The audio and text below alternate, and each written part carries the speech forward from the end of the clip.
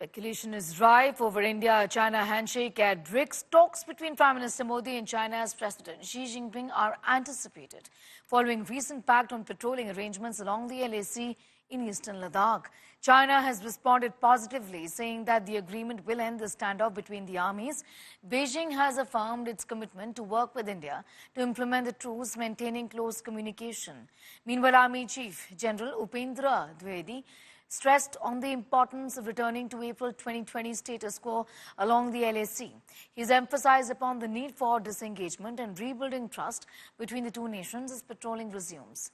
This, remember, marks a major breakthrough after 4 years of tension in the region, driven by diplomatic and military negotiations, leading to disengagement. Over a recent period of time, China and India have been in close communication through diplomatic and military channels on issues related to China-India border.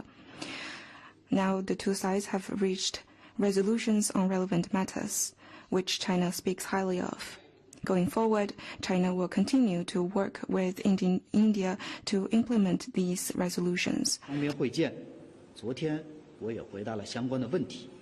As far as some statements have already been given out, so what does it mean? As far as we are concerned, we were looking at that we want to go back to the status quo of April 2020. Point number one. Thereafter, we will be looking at disengagement, de-escalation, normal management of line of actual control. And this normal management of line actual control will not just stop there. There are phases in that also. So this what I am saying. It has been our stance from April 20 itself, when General Y.K. Joshi was the army commander, and even today that remains the same way. So as of now, what has happened? We are trying to restore the trust. How the trust will get restored? It will get restored once we are able to see each other. And we are able to convince each other, look, the buffer zones which are there, which have been created, we are not creeping. And both have to reassure each other. Patrolling gives you that kind of advantage. So that's what is something which is commencing, and as we restore the trust, the other stages will also follow through soon. The Chinese side is wanting to restore the relationship between India and China to what it was earlier. It wants the other aspects of the relationship like trade, commerce, investment to move ahead. It will, of course, take some time to restore the trust between the two countries, but at least I think a beginning can be made. And perhaps there might be a meeting at the topmost level between the Prime Minister of India, Mr. Modi, and the President of China, Mr.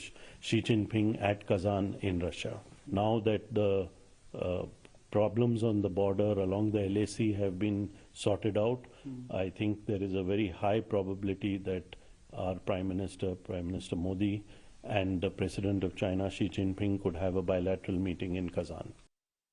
The big question here is whether the ghost of Galwan, the clashes that took place in 2020 in the month of June, that is something that's going to be left behind by both the countries. Let's take a look at what could be the possibilities here as far as this meeting, this possible meeting is concerned. Gaurav also, in fact, continues to be with us. Gaurav is reporting on that big story from Ground Zero. Gaurav, all eyes really on this possible meeting that is in all likelihood taking place between India and China. What is it that you've picked up on this front?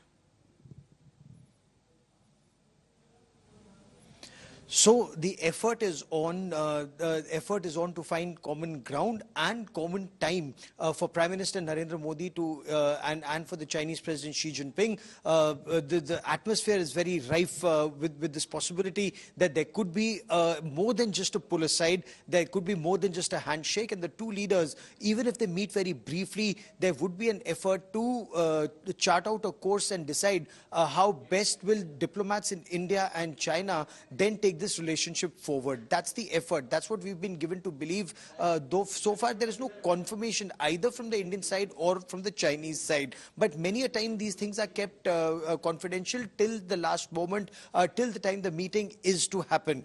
Right now the Prime Minister is having a series of meetings with his own team before his all-important meeting with the President of Russia, Vladimir Putin. But that will happen after President Putin meets the world leaders who are coming to meet him for for the BRICS summit. Officially, the BRICS summit kicks off with various heads of states and governments meeting the Russian president. There's a leaders' lounge. We still do not know whether that meeting takes place in the leaders' lounge around the time of the summit.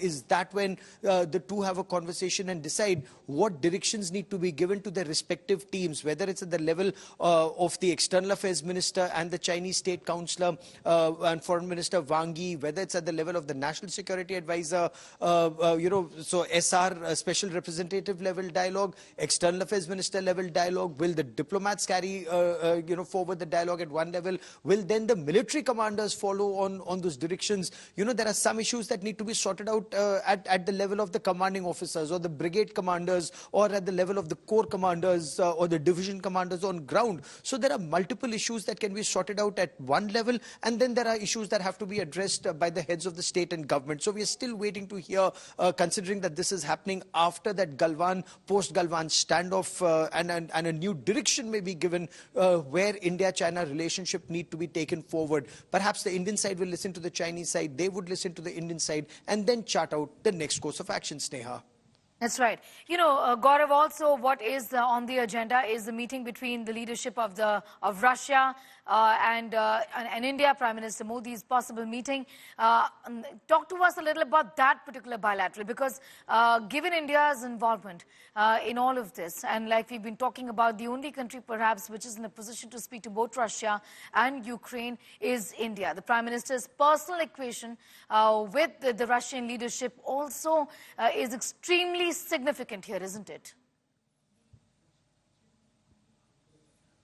It indeed is, very, very crucial. Prime Minister Narendra Modi was here in July. He'd had a very long discussion with the Russian President Vladimir Putin. On the 8th of July, you'd recall the two heads of state and government had a meeting that lasted several hours, more than 5 hours. That meeting lasted on the 8th of July. Subsequently, Prime Minister Narendra Modi had traveled to Ukraine, and he had an extensive interaction then with the Ukrainian President Volodymyr Zelensky. And after that, he once again comes back to Russia. So is there a peace formula that India can suggest or take forward? Because as you very rightly pointed out, India is a country that's respected both by Russia and by Ukraine, and perhaps the only country in the world where the head of the government is not only respected on both sides but has equal access to both sides very keen to listen to him and then suggest and talk about what could be the next course of action. Again, the Prime Minister and Government of India have made it very clear